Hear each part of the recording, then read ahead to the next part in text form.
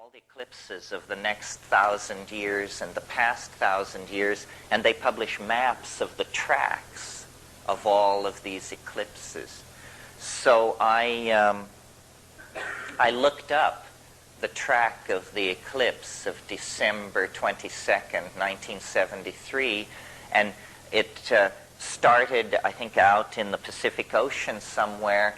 At totality, it swept across La Chorrera, and it completed itself in the delta of the Amazon over the city of Belém, which is a big river city in the Amazon. Well, I looked at this, and as an amateur scholar of Joyce, I was aware that the delta symbol for Joyce was always the vagina. There's that whole geometry lesson in Finnegan's Wake that has to do with the inverting of the triangles, which is actually this obscene thing that he's going through. So I knew that the delta was the symbol of the vagina, and then I saw that this eclipse ended in the delta of the Amazon. And then I thought, of course, the delta of the Amazon, the world mother. The Amazon is, the largest female geographical feature on the planet. And here we had a total eclipse of the sun on a winter solstice completing itself at Belém. And Belém is the Portuguese word for Bethlehem. You see, I was seriously, it's called delusion of reference, this condition. So, and I thought, wow, far out. Now we have the answer to Yeats' question. Do you know what Yeats' question was? What rough beast is it that slouches toward Bethlehem to be born?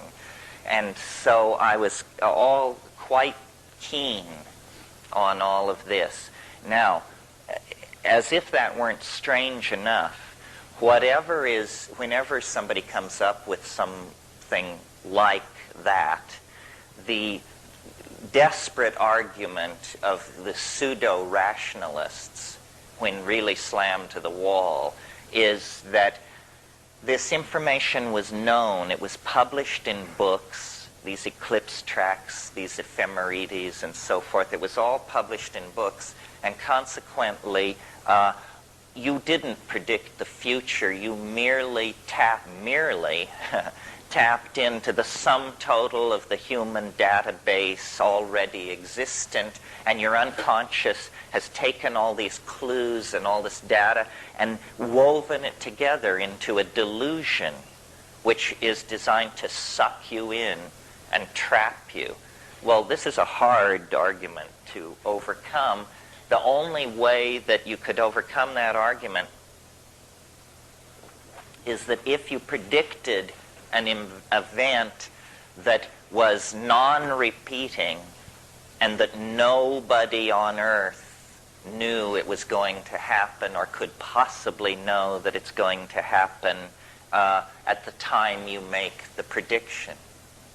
So I was in the early months of 73 and the late months of 72 running around telling everybody that this winter solstice with an eclipse over the delta of the Amazon was going to be of cosmic importance.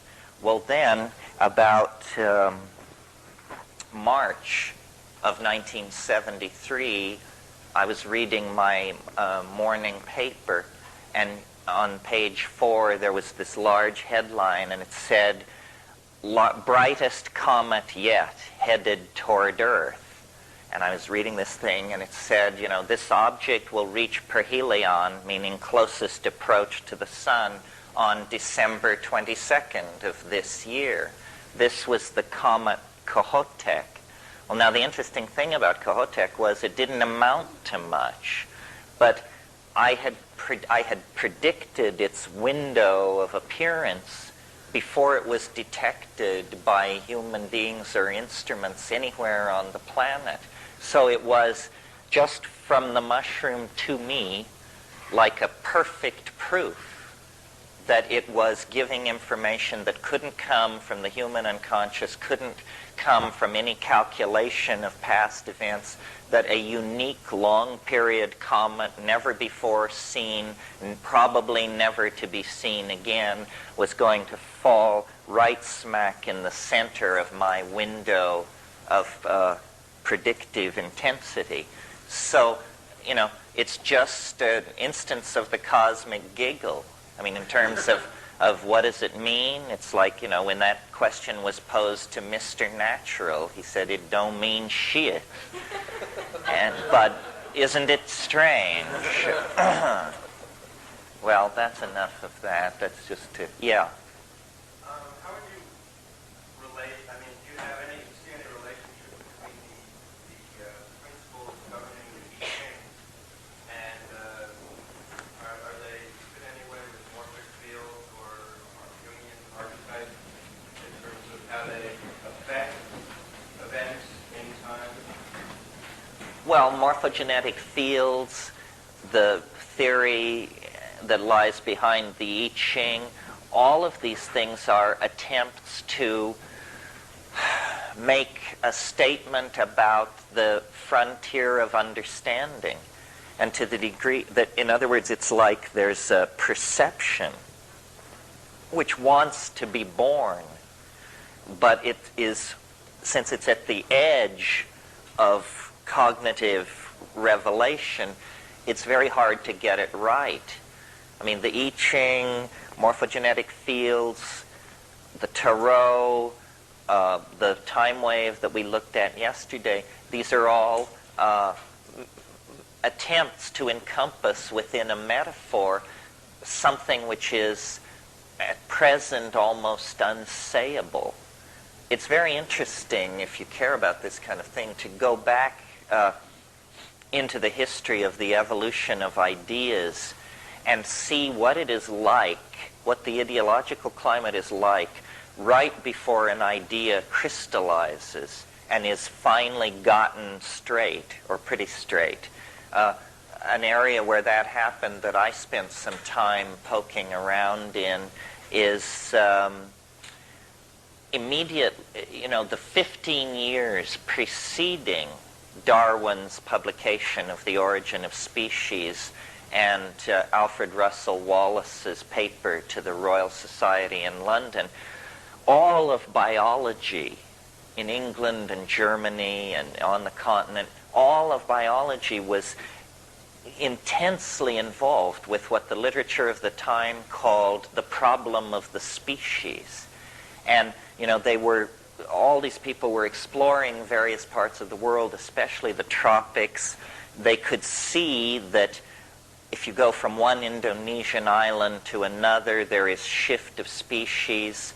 There are slightly modified forms.